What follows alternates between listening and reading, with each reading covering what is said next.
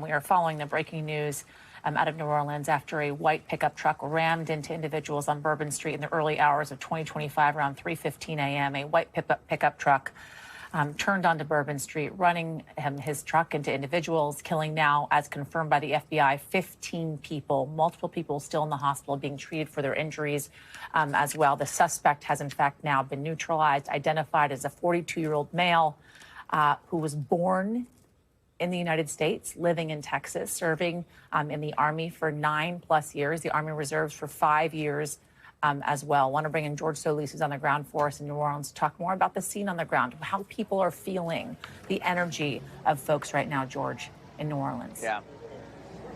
Yasmin, I think I lost you there for a second, but if you're still with me, what I can tell you is obviously there is a very somber scene here on the ground. This is the day after New Year, so what we would expect to see is people celebrating. There'd be a vibrant mood out here. Instead, what you have, lots of police crime tape. You have a heavy police presence here. You have state police. You have the local police. You know, we have other law enforcement agencies that are going to be descending here as part of this ongoing investigation. We're also learning, again, that death toll just climbing to 15 now. We're also learning a little bit more about the victims, some names that are filtering out there online, some which we will not share until we are certain that that next of kin notification. But I can tell you from our own reporting, we're hearing from the Israel Ministry of Foreign Affairs. They say 2 Israel citizens were injured in that ramming incident. We're also hearing from the University of Georgia. Keep in mind, many people here were here for the Sugar Bowl. So you had students from the University of Georgia, from the University of Notre Dame. They say, University of Georgia says, one of their students was critically injured in the attack and is receiving medical treatment. Again, we know that several dozens were injured in this ramming. Some reporting from our affiliate here in New Orleans saying that at least some of those bodies, all of, if not all, have been recovered from the scene here.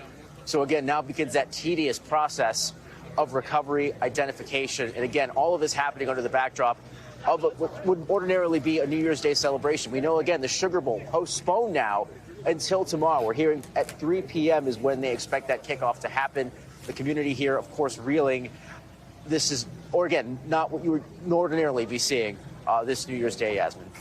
Thanks for watching. Stay updated about breaking news and top stories on the NBC News app or follow us on social media.